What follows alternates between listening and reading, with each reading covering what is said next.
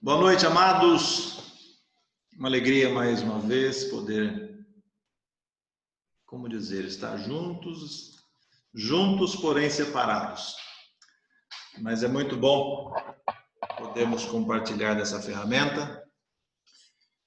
Já uma longa data sem poder estarmos juntos, mas Deus tem nos abençoado. E é interessante como Deus tem falado conosco nesses dias, através dessas lives. Os irmãos que têm estado conosco, tanto os nossos convidados como os da casa, Deus tem usado para nos abençoar. E hoje nós temos a grata satisfação de receber conosco o nosso amado irmão Tiago, lá de Guarapari. Para quem não o conhece, é filho do Locir. Locir vocês conhecem, então esteve conosco já há alguns anos atrás no nosso aniversário, algumas semanas atrás na nossa live. E hoje está conosco o nosso amado irmão Tiago, a quem nós desde já agradecemos, e também a todos os amados lá de Guarapari, que estão conosco nesta noite, nessa live. Nós queremos reiterar os nossos pedidos de oração. O nosso amado irmão Carlos, houve uma ligeira confusão com o Carlos da Dora, mas é o nosso Carlos aqui vizinho, da rua São Roque, próximo à casa de oração. Ele positivou para a Covid-19, então vamos orar por ele. A sua filha foi também há pouco tempo contaminada, mas está bem. Sobrinha, aliás. O Zezinho, a Denise, alguns nossos aqui passaram por essa experiência, mas sem nenhuma sequela, sem nenhum mal. Como dizia o nosso presidente, foi um simples resfriadinho. Então vamos orar a Deus que, no caso do nosso amado irmão Carlos, também seja a mesma coisa, um simples resfriadinho, tá bom? Então lembre de orar por ele, irmão Carlos. Nós reiteramos o nosso compromisso da igreja em favor daqueles que estão, porventura, necessitados. Façam chegar até nós a sua necessidade, para que a igreja possa participar desse momento, tá bom? Fazendo dessa forma que nós denominamos a oferta de amor para aqueles que precisam.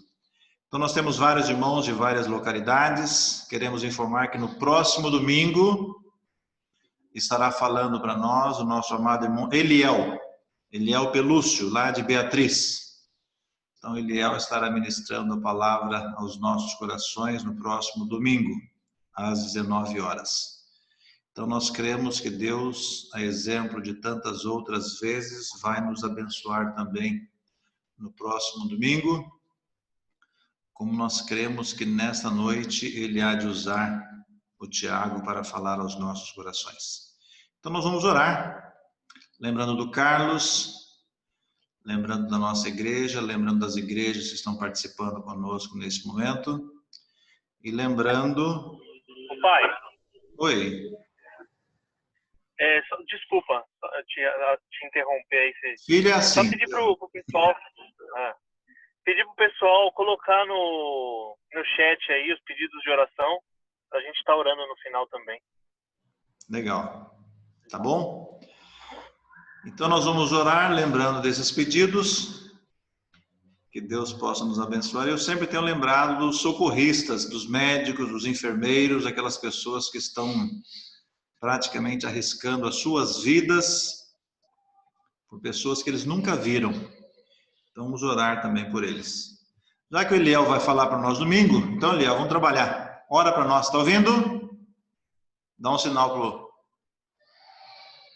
Eliel. Estou ouvindo, Gênesis. Tá. Boa noite, irmãos. Boa noite. Então ora para nós, agradecendo por esse momento, pedindo pelo irmão Carlos. Eu acho interessante lembrar do nosso país, das nossas igrejas, e também eu sempre oro pelos socorristas, os médicos, os paramédicos, os enfermeiros, tá bom? E depois da oração nós vamos ter hoje 2 hinos cantados pelos irmãos ali de Menino Jesus. Então nós vamos ter um no início e um logo após a mensagem.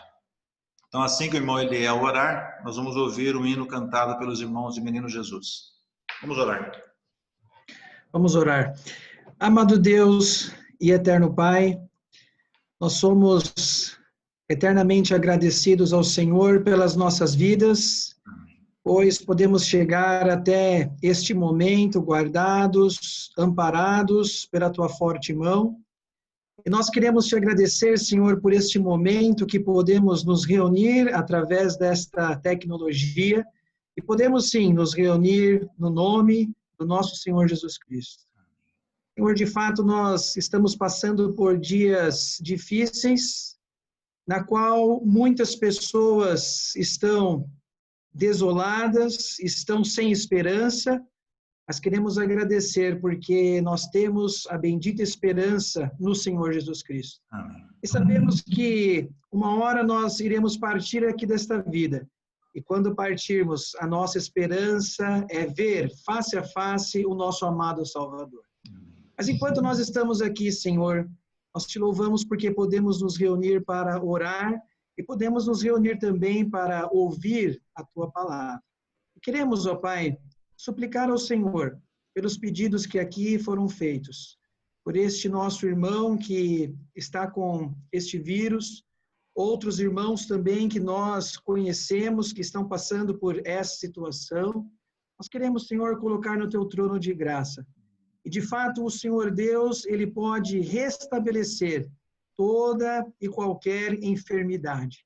Agradecemos também por aqueles que têm estado na linha de frente, os socorristas, os médicos, seguranças de hospitais. Agradecemos pela vida dessas pessoas e sabemos que é o Senhor que há de recompensá-los e protegê-los de todo o mal. Agora, Senhor, por logo mais que iremos ouvir da tua palavra, fale conosco, abrindo totalmente o nosso coração para receber a tua mensagem e que sejamos também aqui nessa noite edificados, animados a continuar a falar do amor do nosso Salvador, o Senhor Jesus Cristo. Graças te damos por esses momentos e fazemos essas petições no nome do Senhor Jesus. Amém. Amém.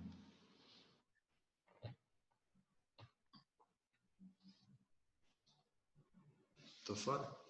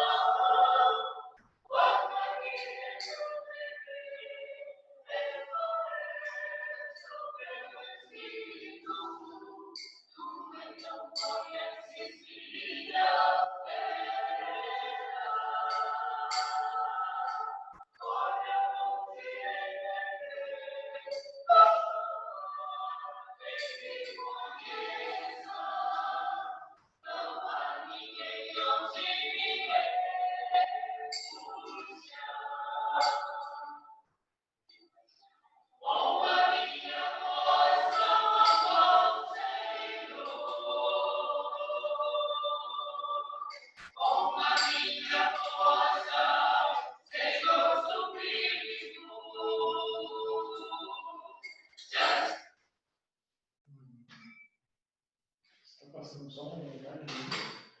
Não, veio todo. Você roda aqui, né?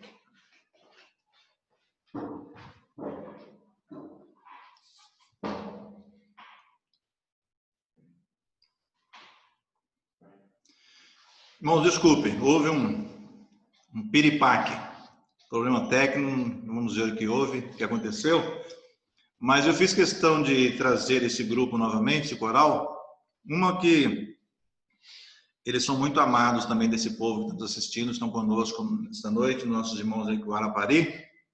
E essa gravação eu fiz em dezembro. Eu passei quase um mês lá com esses irmãos, fiz essa gravação. E como eu já disse aqui na reunião anterior, eu saí de lá no dia 10 de janeiro. No dia 22 de janeiro, o nosso amado irmão Elias, esse que apareceu regendo o coral, ele foi elevado à glória celestial. E eu confesso, todas as vezes que eu vejo esse irmão, eu sinto uma dor muito grande no coração, porque foi um irmão muito precioso. E, aliás, até hoje, irmão, embora faz muito pouco tempo, né?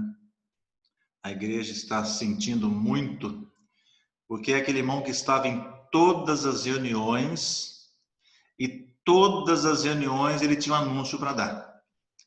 E esse anúncio era sempre o mesmo, mas ele era tão especial que parecia que todas as vezes aquele anúncio era novo. É um irmão respeitadíssimo na localidade, pela igreja, um dos grandes homens que eu já vi, homem do Senhor. Então nós louvamos a Deus, infelizmente não sei o que aconteceu, mas numa próxima. Desculpa aí, Tiago, eu sei que vocês amam também esses irmãos lá de Menino Jesus, mas não sei o que houve. Na próxima vez a gente faz um pouco antes para não acontecer esse problema, tá bom? Então, Tiago, tá me ouvindo? Então, a partir de agora, você está com a palavra. Deus possa abençoá-lo.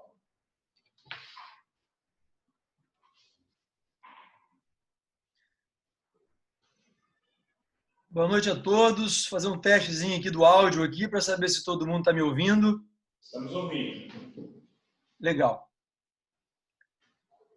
Bem, queridos, é um prazer estar aqui com vocês, reunidos nesse espaço aqui, onde o tempo, né, e o espaço, parece que essa noção não existe muito.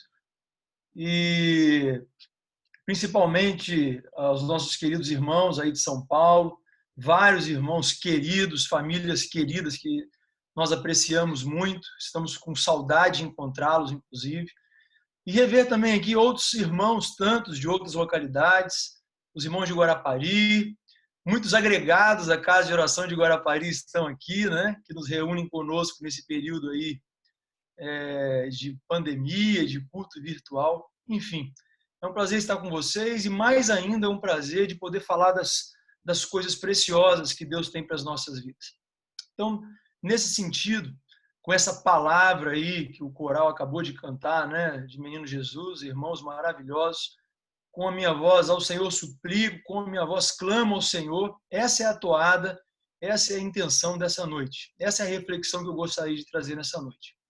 Então, eu convido você, já de imediato, a abrir a sua Bíblia e acompanhar a leitura que se encontra no texto de Marcos, no capítulo 4, no verso 35 em diante. Marcos, no capítulo 4, no verso 35 em diante. Diz assim a palavra de Deus: Ao anoitecer, Jesus disse aos seus discípulos: Vamos atravessar para o outro lado do mar. Com ele a bordo, partiram e deixaram a multidão para trás, embora outros barcos os seguissem. Logo, uma forte tempestade se levantou. As ondas arrebentavam sobre o barco, que começou a encher-se de água. Jesus dormia na parte de trás do barco, com a cabeça numa almofada. Os discípulos o acordaram, clamando: Mestre, vamos morrer. O Senhor não se importa. Jesus despertou, repreendeu o vento e disse ao mar: Silêncio, aquiete-se.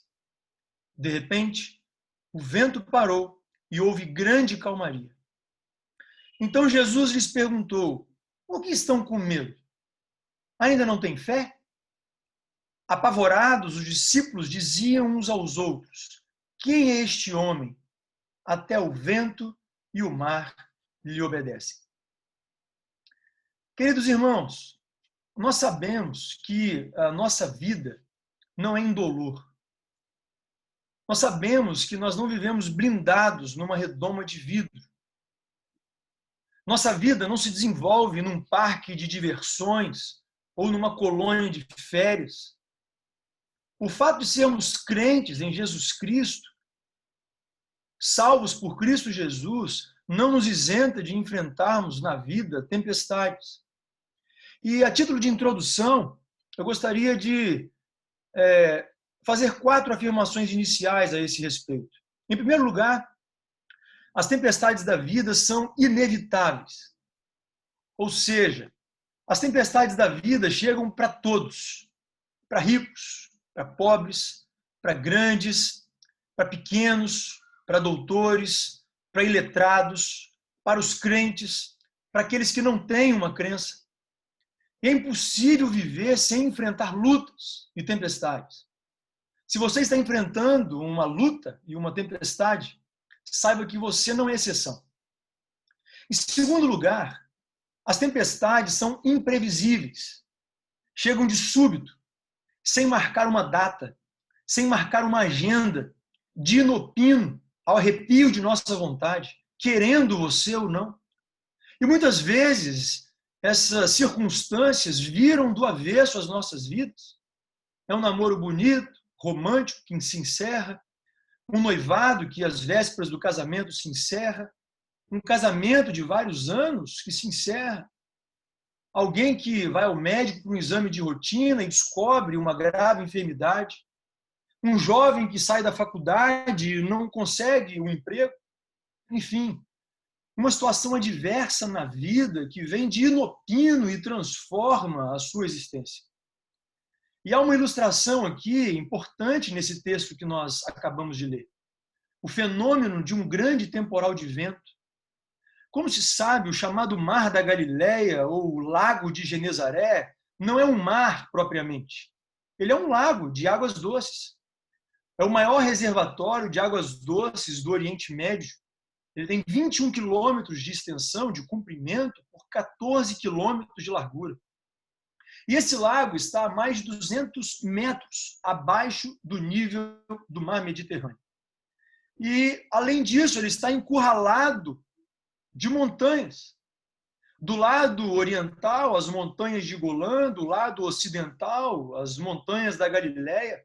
Mais ao norte, o monte mais alto de Israel, o Monte Hermon, cujo pico, cujo cume, fica coberto de gelo durante todo o ano. E, de vez em quando, ocorre um fenômeno. Os ventos gelados descem do Monte Hermon, encurralado pelas montanhas, batem na superfície desse lago e então começa, mesmo com o sol a pino, uma terrível tempestade de vento. É muito provável que foi isso que aconteceu aqui nesse episódio que nós acabamos de ler. Eles entram no barco já no final do dia e, enquanto navegam, chega inesperadamente, abruptamente, este grande temporal de vento. Assim que é na vida, né? Que você sai de casa num dia e acontece um acidente. As tempestades da vida são inesperadas. Em terceiro lugar, a terceira afirmação é que as tempestades da vida são inadministráveis.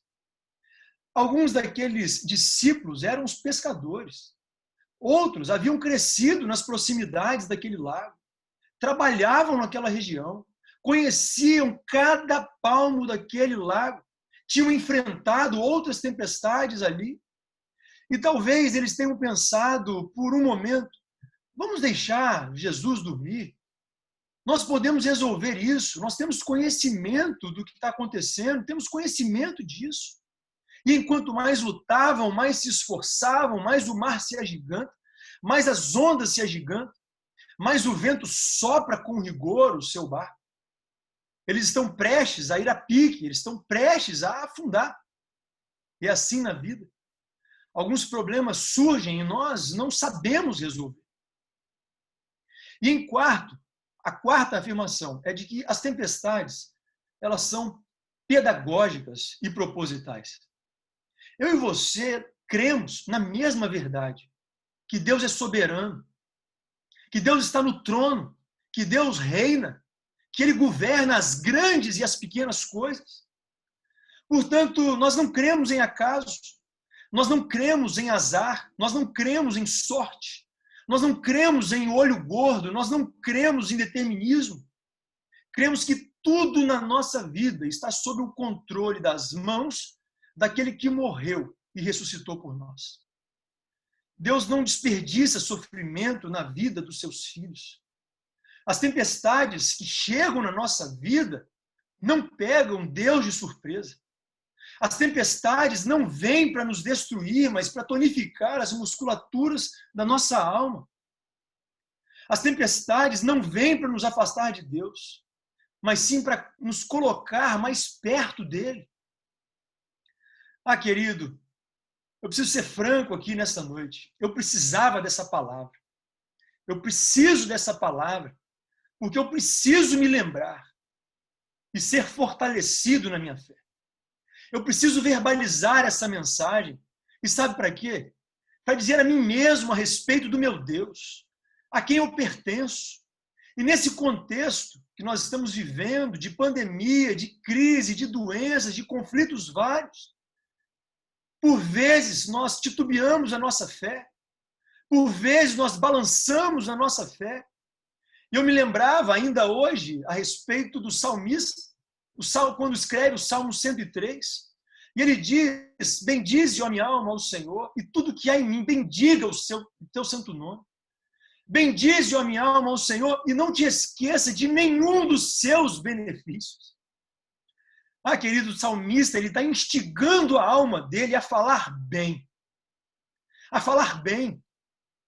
A bendizer ao Senhor, a lembrar daquilo que o Senhor já havia feito na vida dele. Portanto, nessa noite, querido, fale para si mesmo, em alto e bom tom, a viva voz, para que você lembre, para que você se fortaleça. Agora, observe o texto que nós lemos. Diz a Bíblia que Jesus tinha ensinado durante todo aquele dia a respeito das parábolas do reino. E alguém que fala por muito tempo, ou ensina por muito tempo, ao fim do dia está exausto. Eu lecionei quase 10 anos como professor universitário. Lecionava somente no período da noite. E naquelas poucas 3 horas e meia a 4 horas que eu lecionava, eu já era o suficiente para eu chegar em casa exausto, cansado, fadigado. Então, certamente, Jesus estava cansado. Jesus resolve atravessar para o outro lado do mar. Ele entra no barco com os discípulos, ele pega um travesseiro, deita e dorme. É isso que Jesus faz. E é nesse trajeto para o outro lado do mar que acontece a tempestade. E depois que os discípulos esgotam todos os seus recursos, chegam para Jesus com uma pergunta meio em tom de censura, dizendo: mestre, não te importa que pereçamos? Senhor, você não está vendo que a gente está passando um conflito? Não está vendo que nós estamos num perrengue? Jesus então se levanta, repreende o vento, repreende o mar e faz grande bonança.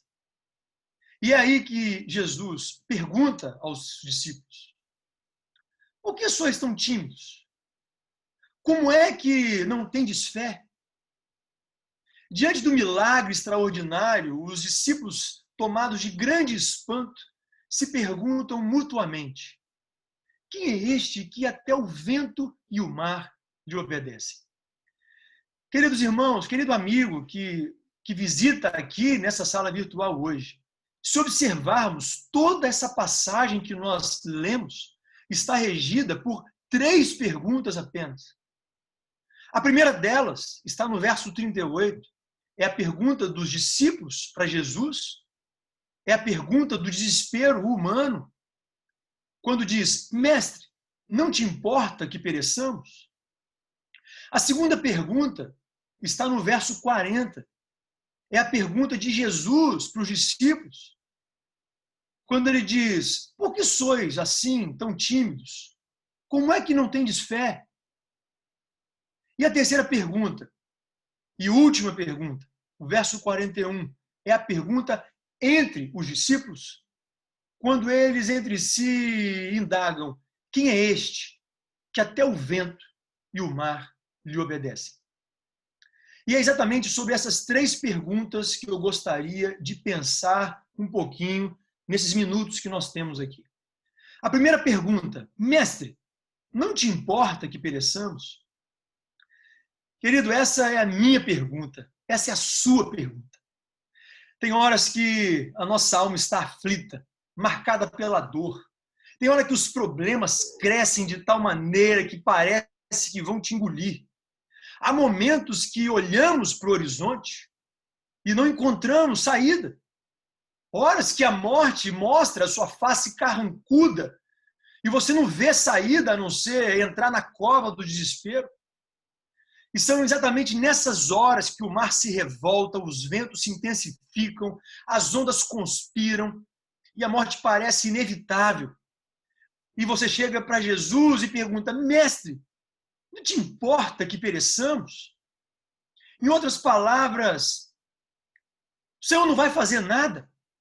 O Senhor não está vendo a nossa angústia? O Senhor não vai agir? Por que eles fizeram essa pergunta a Jesus em tom de censura? Por que os discípulos fazem essa pergunta num tom de reprimenda, de reprovação? Porque algumas coisas não estavam bem alinhadas na cabeça daqueles homens. Havia algumas coisas que eles não estavam conseguindo compreender. A primeira delas é que como os discípulos podiam conciliar a ordem expressa de Jesus ao dizer: passemos para outra margem, e a tempestade que os ameaçava. Como que eles podiam compreender esse conflito? Era Jesus quem estava mandando eles irem para outra margem, e eles enfrentam uma tempestade. Queridos, é muito fácil entender a tempestade que ameaçou o profeta Jonas. Ele caminhava na direção contrária à vontade de Deus. Crente desviado, Deus manda tempestade atrás dele. Não para destruí-lo, mas para fazê-lo voltar aos pés do Senhor.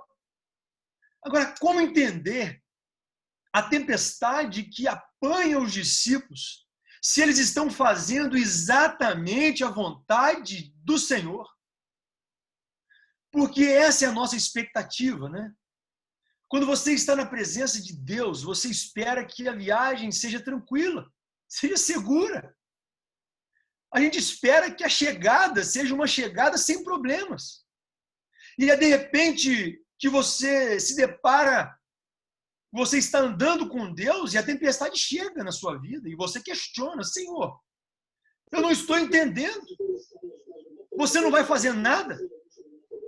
Não está vendo o meu aperto? Não está vendo a minha dor? Não está vendo a minha angústia? Em segundo lugar, aqueles discípulos não conseguiam compreender perfeitamente o que estava acontecendo, porque na cabeça deles era muito difícil conciliar a urgência do problema que eles tinham com a demora da providência de Jesus. O que Jesus está fazendo naquele barco, queridos? Está dormindo. Quem dorme não está agindo. Quem dorme está em inércia. Quem dorme não está fazendo nada. E a nossa maior angústia é que parece que no momento em que a tempestade fica mais terrível na nossa vida, parece que Deus não está agindo. Você ora e a tempestade e não tem resposta. Você clama e parece que o problema se agrava. A demora de Deus nos aflige mais do que a tempestade, né? Pense comigo na história de Marta, aquela família querida do próprio Jesus. Lázaro está doente e ela manda um recado para Jesus, que estava a um dia de viagem de Betânia. Ela apenas diz: está enfermo aquele a quem amas. Ela não diz: corre, vem depressa. Ela apenas diz: está enfermo aquele a quem amas. Porque quem ama tem pressa para socorrer a pessoa amada. Jesus tem ciência da situação de Lázaro. Ele sabe que é grave. Ele comunica aos seus discípulos, mas ele ainda fica onde ele estava por mais 2 dias. Quando o mensageiro retorna para dizer a Marta que a doença de Lázaro era para a glória de Deus, Lázaro já estava sepultado. Lázaro já tinha sido sepultado. Veja o nó na cabeça de Marta. Porque Jesus só chega apenas no 4º dia. Marta o encontra na entrada da aldeia de Betânia e sai despejando o que está dentro do coração dela, e dizendo: se o Senhor estivesse aqui, o meu irmão Lázaro não teria morrido. Querido, registre isso. Jesus nunca chegou atrasado. A agenda do céu está sempre temporânea. A agenda do céu está sempre na hora certa.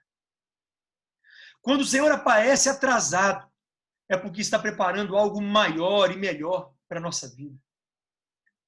Jesus tinha passado o dia todo ensinando, mas é agora ele ia passar o ensino prático para a experiência, para a vida como ela é. Não basta nós conhecermos a Bíblia, não basta nós citarmos texto de cor, não basta nós termos emblemas e placas de crentes. Deus nos leva para a tempestade exatamente para entendermos que o ensino que recebemos funciona, que o ensino que recebemos é verdadeiro, que ele age, que ele liberta, que ele cura, que ele transforma, que ele perdoa, que ele traz tudo de novo para restaurar a nossa vida. Como é bom pensar nisso. Jesus não chegou atrasado em Betânia. Perceba comigo. Por que Jesus só chega no 4º dia? Havia uma crença entre os rabinos naquele tempo, os rabinos judaicos, que um morto poderia até ser ressuscitado, sendo Deus usando um instrumento para isso, como ele fez com Elias, como ele fez com Eliseu, no Velho Testamento. Só que isso só poderia acontecer através de pessoas até o 3º dia. Após esse tempo, essa crença dos rabinos judaicos dizia que somente o próprio Deus, em pessoa, poderia fazer esse milagre.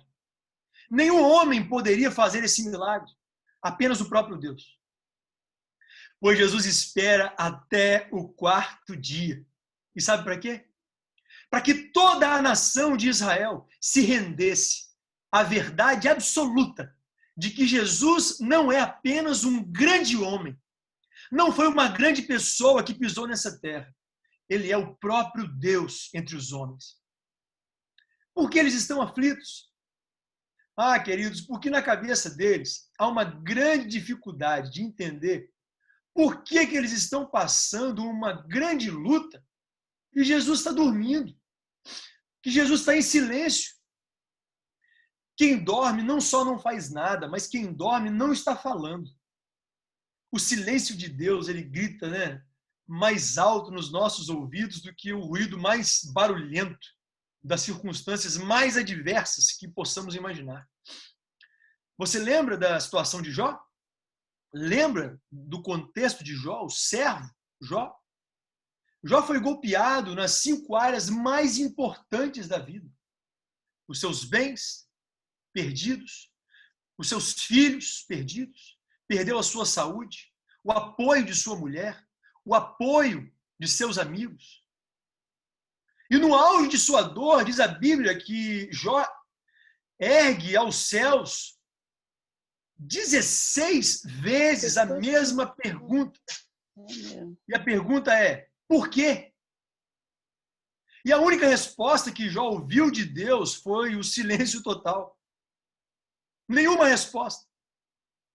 Jó levanta aos céus 34 queixas e nenhuma resposta de Deus. Mas de repente, Jó deixa brotar em seu coração, em sua alma, uma exclamação.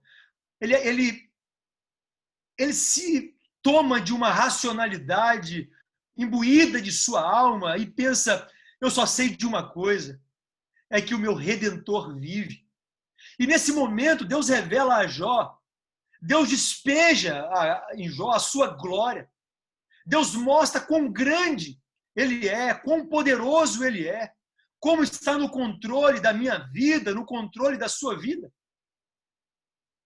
E a Bíblia nos diz que Jó reconhece uma coisa maravilhosa.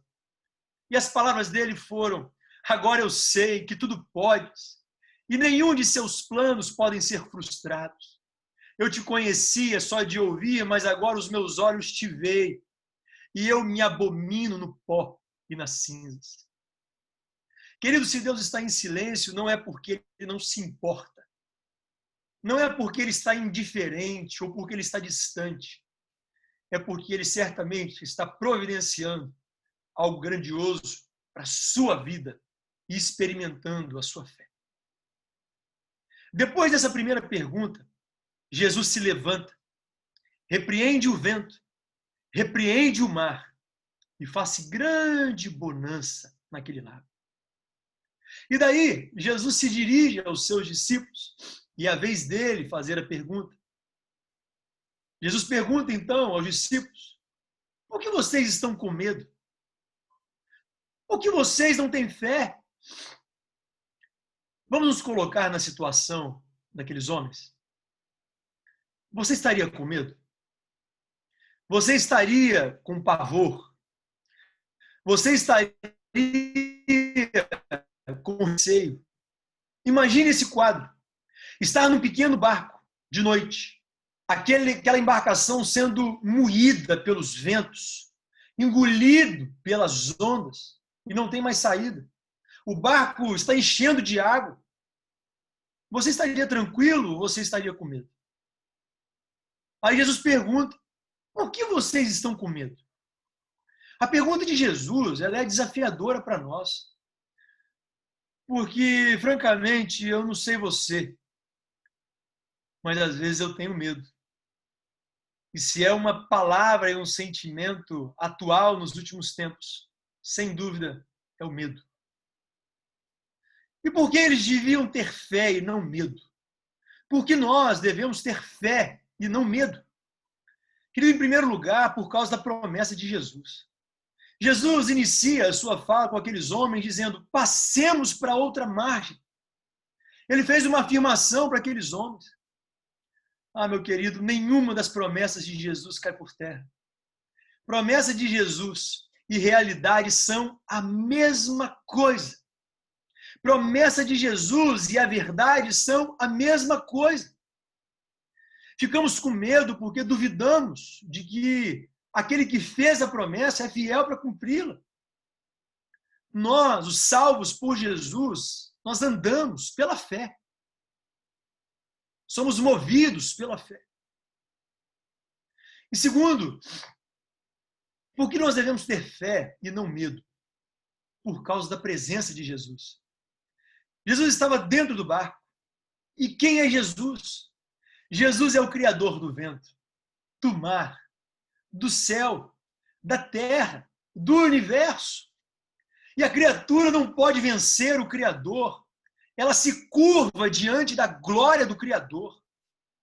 Nós não precisamos ter medo porque o Senhor nos disse: eis que eu estou convosco até todos os dias, até a consumação dos séculos.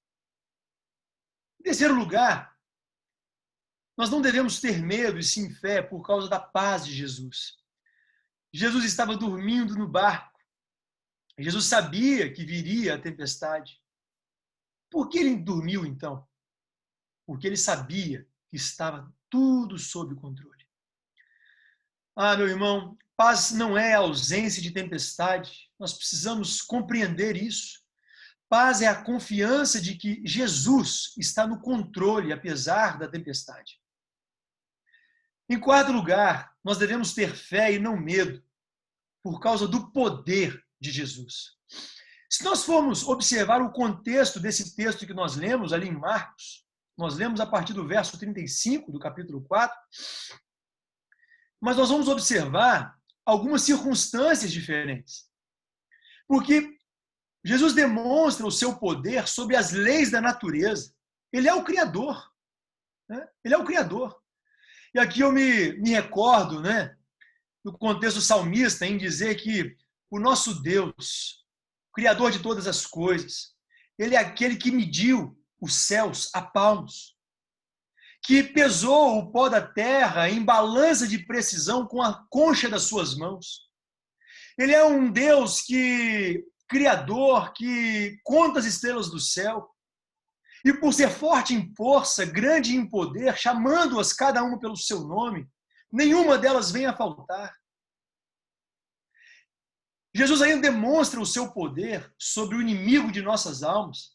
Se nós lembrarmos no contexto daquele texto, logo após essa passagem, o Senhor Jesus encontra um homem endemoniado, o endemoniado de Gadara, e ele expulsa aqueles demônios daquele homem, ele restaura a vida plena daquele homem. Se observarmos ainda, nós vamos verificar que Jesus demonstra o seu poder sobre as enfermidades. Aquela mulher que tinha uma hemorragia e há anos havia gastado tudo de seus bens e pertences. Homem nenhum, médico algum havia resolvido o seu problema. E ela apenas toca nas vestes de Jesus e é curada. A última palavra é do Senhor Jesus, a última palavra é do nosso Deus.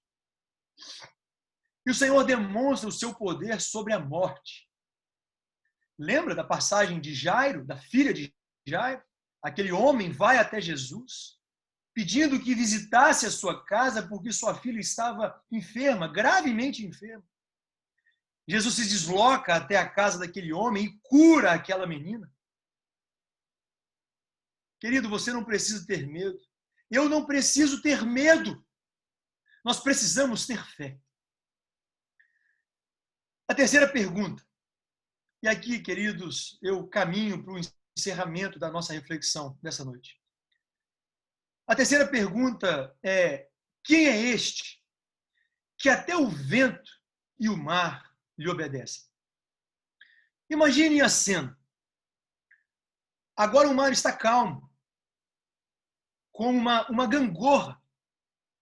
O barco balança, cheio de água, já não há mais vento. Os discípulos certamente estão molhados, espantados, aflitos. E agora não é mais o medo da morte, mas é a admiração, é o encantamento com a grandeza de Jesus que acomete o pensamento e coração daqueles homens. Eles já conheciam a Jesus, mas a tempestade os levou a um nível mais profundo de conhecimento de Jesus. E agora eles se perguntam um ao outro: quem é este que até o vento e o mar lhe obedecem? Ah, queridos, talvez essa tenha sido uma pergunta retórica daqueles homens, uma indagação ali entre eles, mas nós poderíamos responder a essa pergunta. Responder a essa pergunta e dizer: este é aquele que lá nos refolhos da eternidade, antes da criação do mundo, junto com o Pai e o Espírito Santo, traçaram um plano perfeito para toda a história da humanidade. Quem é este? Este é aquele que no princípio criou todas as coisas, porque todas as coisas foram feitas por intermédio dele, e sem ele nada do que foi feito se fez. Quem é este? Este é aquele que sustenta todas as coisas pela palavra do seu poder. É a semente da mulher que veio para esmagar a cabeça da serpente. É aquele de quem os profetas falaram, para quem os patriarcas apontaram. É aquele que é simbolizado pelo Cordeiro da Páscoa, cujo sangue colocado nos umbrais dos batentes das portas libertou o povo de Israel da morte. Quem é este? Este é aquele que foi simbolizado pelo tabernáculo, pela arca da aliança, pelo que estava dentro da arca, as tábuas da lei, o vaso com o maná, a vara seca de Arão que floresceu. Quem é este? É aquele que foi simbolizado pelo propiciatório, a tampa da arca onde a glória de Deus se manifestava. É aquele que foi simbolizado pelas festas de Israel. Tudo apontava para Jesus. É aquele que foi simbolizado pelo sábado. Ele é o nosso verdadeiro descanso. É aquele que na plenitude dos tempos, nascido de mulher, nasceu sob a lei para ser o nosso Redentor. Quem é este? É o Verbo eterno, o Verbo pessoal, o Verbo divino que se fez carne e habitou entre nós, cheio de graça, cheio de verdade. Quem é este, meu querido? Este é o autor da vida, o criador do mundo, o pão da vida, a luz do mundo, a porta da salvação, o bom pastor, a ressurreição. Ele é a vida, ele é o caminho, ele é a verdade, ele é a vida. Este é a videira verdadeira. Quem é este? Este é o Filho de Deus. Este é o sol da justiça. Este é a estrela brilhante da manhã. Este é o Cordeiro que foi morto, mas está vivo pelos séculos dos séculos. Quem é este? Este é aquele que, por amor de nós, não levou em conta a vergonha da cruz, pela alegria que estava proposta em ser o nosso Redentor. Quem é este?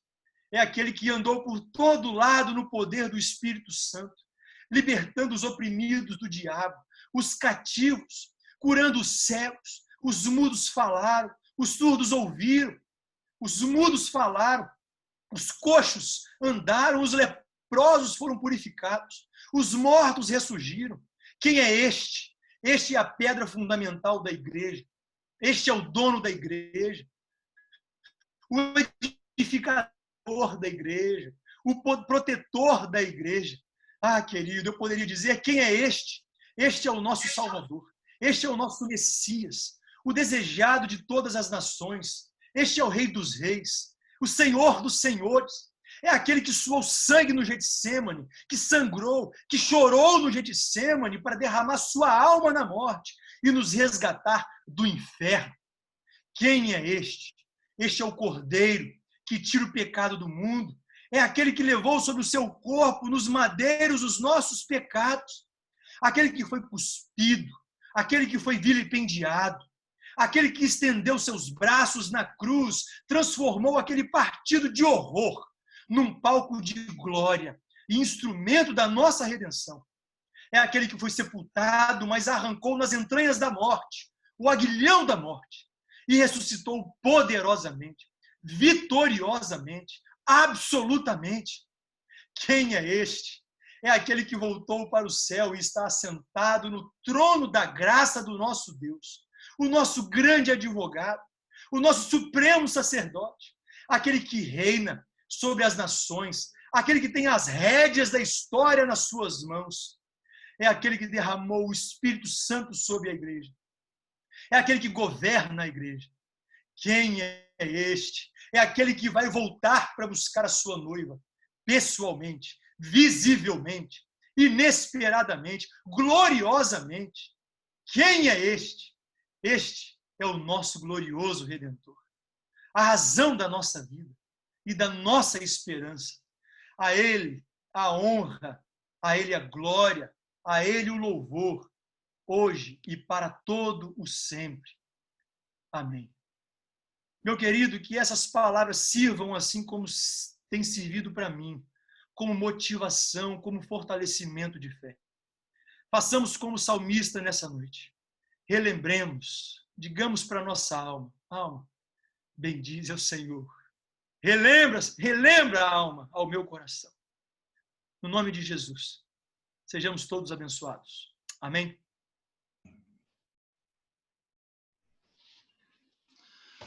Obrigado, amado irmão Tiago. Uma palavra muito própria para um momento como esse que nós estamos vivenciando. E eu acredito que não haveria conforto e consolo maior do que uma palavra como essa. É interessante que a partir do momento que nós cremos na pessoa bendita do Senhor Jesus Cristo, Deus ele não nos coloca numa redoma, ele não nos coloca numa abóboda, não nos coloca numa posição que nós não sejamos alvejados pelo mal, pelas intempéries da vida, mas como diz Salomão, tudo acontece de igual modo ao justo, ao ímpio. Então nós estamos sujeitos. Agora o grande diferencial, e você deixou muito claro isso, é o amado Salvador. Ele faz toda a diferença. Ele é o nosso baluarte. Ele é o nosso grande diferencial. É por isso que Paulo, escrevendo aos Filipenses, diz: nós não somos como os demais. Os demais talvez tenham na pessoa de Jesus Cristo, o Filho de Deus, o unigênito de Maria, até mesmo o Criador, mas não vê nessa pessoa gloriosa o seu Salvador. Então nós louvamos a Deus por esta palavra vinda do trono de Deus para os nossos corações. Que Deus te abençoe, meu irmão. Agradecemos, nós temos vários irmãos da Grande Vitória, Guarapari, Belo Horizonte, Rio de Janeiro, São Paulo, muitos irmãos de várias localidades. Então nós estendemos em nome da igreja aqui em Baeta Neves os nossos agradecimentos a todos aqueles que têm nos prestigiado e temos sido abençoados por palavras, por mensagens como essa.